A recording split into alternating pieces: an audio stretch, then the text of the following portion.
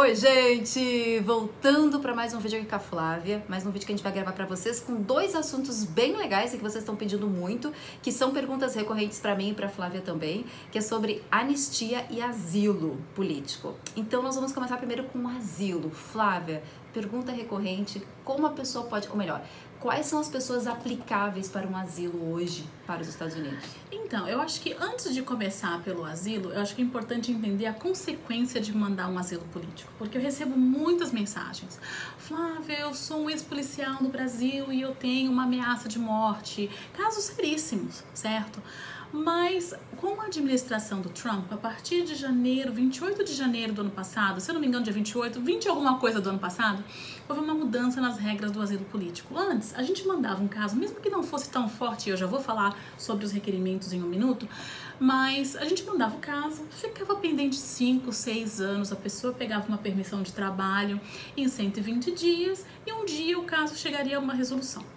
Agora, a partir de janeiro de 2018, há uma nova resolução que quando a gente manda um caso de asilo político, em 2 semanas a gente tem uma entrevista com o governo. 2 semanas assim que entra com o processo? Assim que entra com o processo, em 2 semanas a gente tem uma entrevista. O que isso significa? Isso significa que se o caso não for aprovado nessas 2 semanas, o caso é referido à corte de deportação. Então, Peraí. Exatamente. Se a pessoa então tem o caso negado, vamos dizer assim, de asilo, nessas 2 semanas, ela é obrigada a sair do país? Não funciona assim. Primeiro que eles não negam o caso, o que eles falam é que eles vão dar a oportunidade de você aplicar para o asilo com um juiz de imigração. Tradução, não foi aprovado. Então o caso vai para um juiz de imigração e você passa pelo processo de removal, né, que é o processo de deportação. Então, para mandar um asilo político, que eu vou agora responder a sua pergunta, eu tenho que ter um caso muito bom. Então, eu tenho que ter um caso não é tão muito simples bom. assim.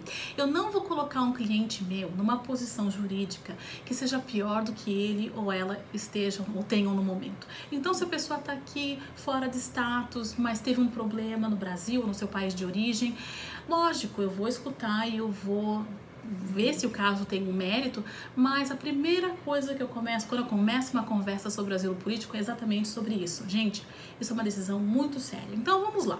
O que a gente precisa de um asilo político? O asilo político precisa ser feito dentro de 1 ano da sua entrada nos Estados Unidos. Então, em até 1 ano, a pessoa entrou no país, até 1 ano ela pode entrar com processo de asilo. Correto. Passado Depois esse de um ano, ano, só se houver uma mudança excepcional, change of circumstances, que eles chamam. Se for uma mudança de circunstância. Então, por exemplo, se a sua família foi assassinada no seu país de origem, depois de 1 ano que você tivesse aqui. Enfim, tem que ter um motivo, tem que ter um nexo forte, entre o porquê houve a demora. Tá? Então, a primeira coisa tem que ser feita dentro de 1 ano. Segundo, a pessoa tem que mostrar que tem um nexo. Então, por exemplo, não é você tem que ser membro de um grupo especial, que se chama Particular Social Group. Você tem que ser membro de uma coisa. Então você pode ser, tá sendo perseguido pela sua opinião política, pela a sua opção religiosa. Então tem várias coisas. Também, opção sexual, que no caso não é nem opção, mas enfim. Então são coisas que levam a você qualificar para um asilo político. Então a gente tem que provar um nexo. Agora, às vezes, muita gente vem no meu escritório e não tem provas, certo? Mas é difícil ter provas, por exemplo, quando a polícia é o agente da perseguição, certo? Então, eu já tive casos de pessoas homossexuais que foram tentar fazer um boletim de ocorrência, mas acabaram sendo vítimas de preconceito da própria polícia. Então, há situações e situações, mas não é tão fácil quanto muita gente promove aí. Tem muitas pessoas que não têm éticas e não têm ética e vendem um asilo político como se fosse uma coisa fácil, sendo que em 2 semanas você tem uma entrevista com a imigração. Então, eu não sei vocês, mas eu tenho muito respeito pelo processo de entrevista da imigração. Uma entrevista de asilo político pode levar mais ou menos 6, 7 horas ou mais, certo? Então, são casos... E se o caso, por exemplo, após essa entrevista dessas 15 semanas, 15 semanas não, 2 semanas, você teve a entrevista e eles aceitaram o seu caso. Aí, maravilha, bem-vindo aos Estados Unidos. Você tem o status de asilo, asylee, né, por 1 ano, e depois você pode aplicar para o seu green card. Então, esse é o ideal. Então, você pode aplicar para o green card. Eu vou dar um exemplo para vocês, só para fazer um contexto. A gente tem muito asilo da Venezuela. A gente tem casos de venezuelanos que eram membros... Uma amiga minha, inclusive, entrou com processo de asilo porque ela é da Venezuela. E não só porque é da Venezuela, certo? Não tem, tem que ter um nexo. Então eu tenho clientes, por exemplo, que eram membros do partido político, que foram sequestrados, que foram detidos, que fizeram um tratamento psicológico, que vieram para cá pelo medo de ficar na Venezuela antes dessa confusão toda que está acontecendo na Venezuela. Então a gente tem casos da Venezuela que são bem sucedidos, ou que estão num processo, mas um processo positivo, porque a gente tem evidência. Eu tenho um caso agora, por exemplo, de um país africano onde a mulher foi mutilada, certo? Sexualmente mutilada. Então são casos que, esses são casos porque existem provas, porque existem documentos, são bem mais fortes. Não que um medo subjetivo não seja aceito pela imigração, é uma questão técnica, mas sim, a imigração leva em consideração o medo subjetivo.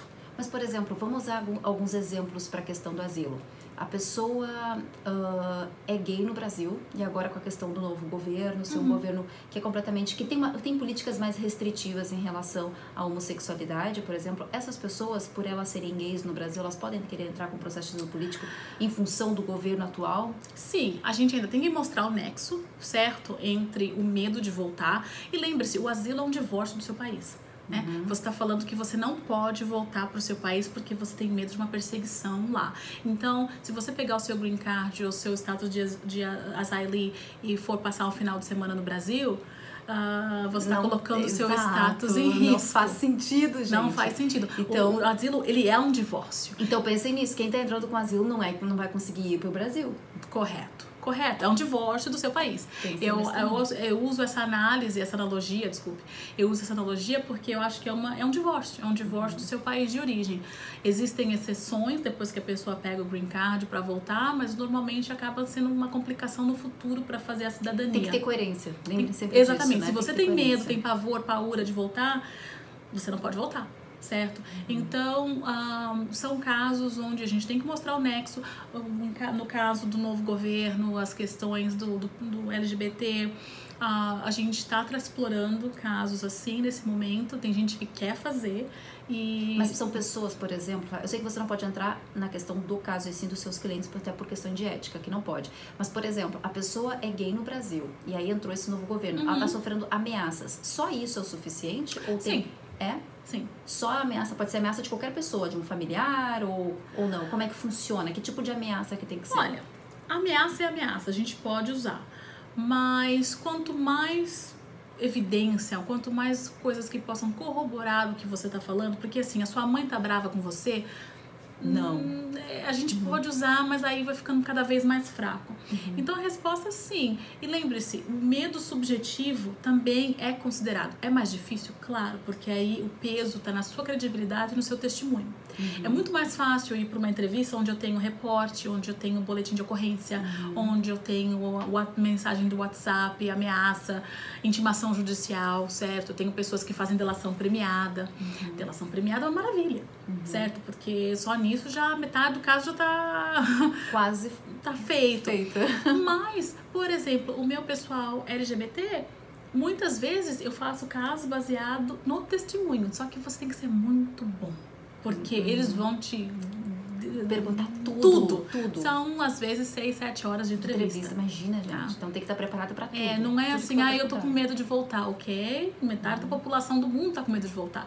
E lembre-se que o asilo político é para quem está dentro dos Estados Unidos. Se você estiver fora dos Estados Unidos, você tem que passar pelo refugee process, o processo de refugiado, que tem limitações, cotas, e é bem mais complexo fazer fora do país. Então, se a pessoa tá fora dos Estados Unidos, asilo não é uma opção. Não é opção. Tá? A única opção, se a pessoa realmente está com medo da sua vida, até o caso que eu estava falando com você, da senhora do México, se a pessoa realmente está com medo, a pessoa pode se apresentar na fronteira, certo? Isso pode ser na fronteira do México, enfim, na fronteira do Canadá, e se apresentar para o que se chama Credible Fear Interview. É uma entrevista de credibilidade do seu medo. E se você passar essa entrevista, eles deixam você entrar e aplicar para o asilo dentro dos Estados Unidos. Mas isso são casos raros e extremos.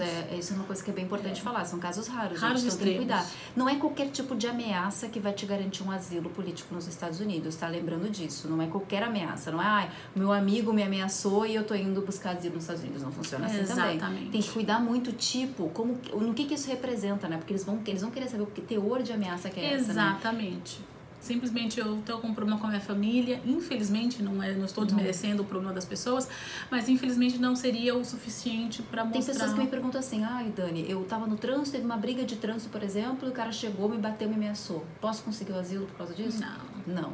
Isso não policial seria. Que você estava comentando, policial que recebe ameaça, por exemplo, pode tentar o asilo? Se as ameaças são documentadas, se a pessoa está nos Estados Unidos, dá para explorar a opção e quem é o que está ameaçando, se um membro da própria polícia, esses são os melhores casos, porque é uma coisa institucional, onde a gente pode fazer o nexo, né, da instituição e da ameaça e do medo, subjetivo e objetivo nesse caso, então são casos que valem a pena.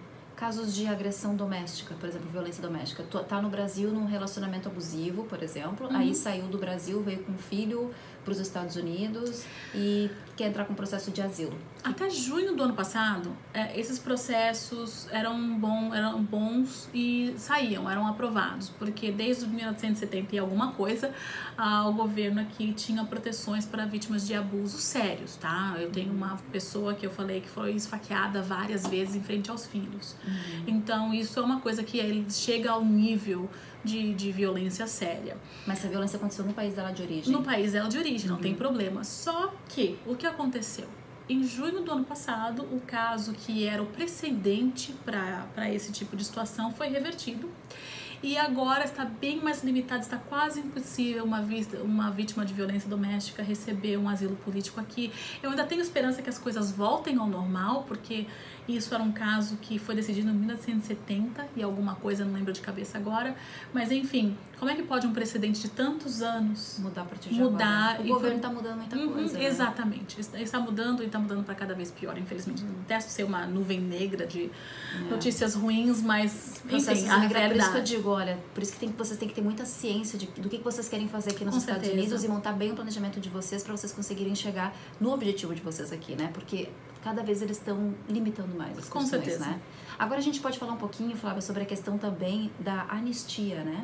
Sim. A gente falou sobre o asilo, que a gente deu exemplos para vocês, falamos um pouquinho sobre o que é, como que funciona. Agora a questão da anistia, que é um pouco diferente. Como que funciona? Então, olha, a última anistia que a gente teve foi em 1986, com o presidente Reagan. E praticamente, olha, você tá aqui há tanto tempo, aplica para um green card. Então, desde os anos 80 e poucos, a gente tá esperando para a próxima anistia. Que nunca saiu, né? Nunca saiu. Sempre existem propostas, não, vamos fazer um grupo de legisladores para tentar mudar alguma coisa, mas até hoje e agora não vejo nenhuma anistia no caminho. A única coisa que existe aqui por tempo, né? Porque tem gente que fala assim, Flávia, eu moro nos Estados Unidos há 20 anos, tem alguma coisa que eu possa fazer? Não, gente, o que existe é um processo que se chama Registry.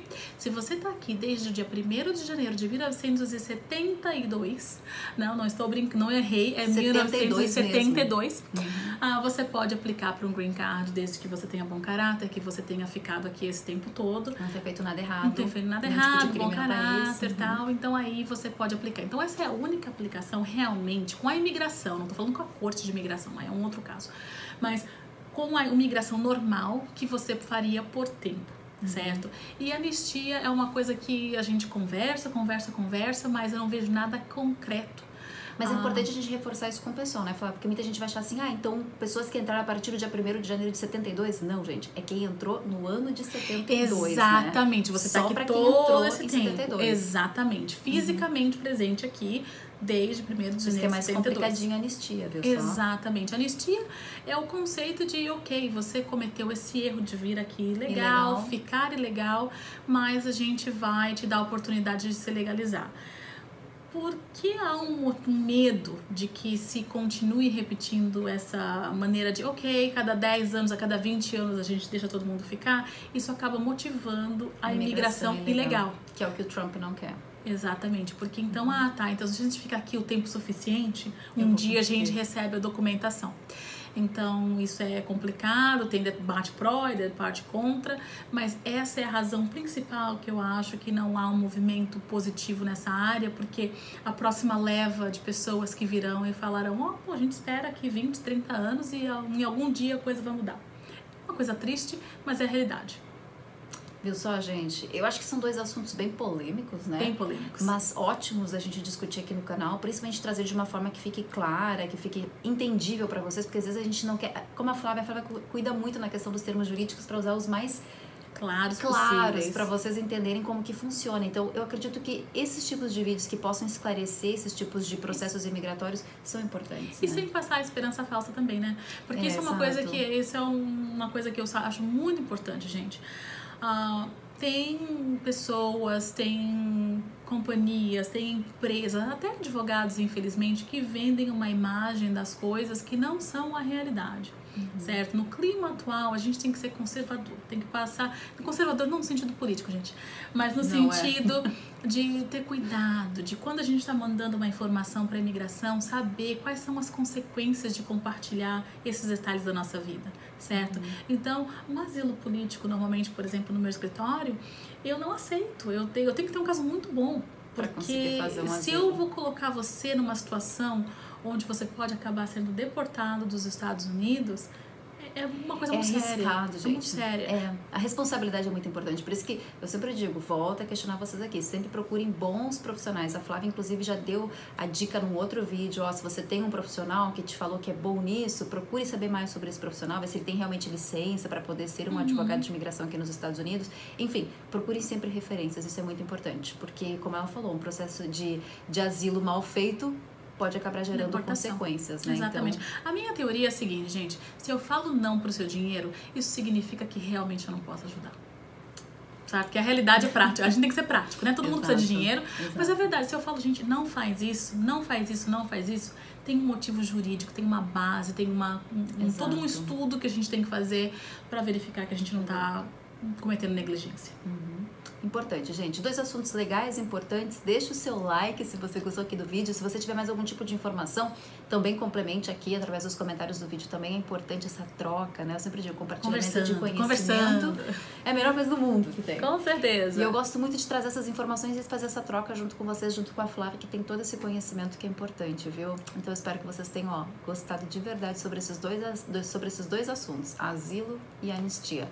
Deu para esclarecer? Deu para abrir a mente, para clarear as ideias? Então tá beleza. Então acho que a gente cumpriu nossa missão nesse vídeo, claro. Legal. Até o próximo.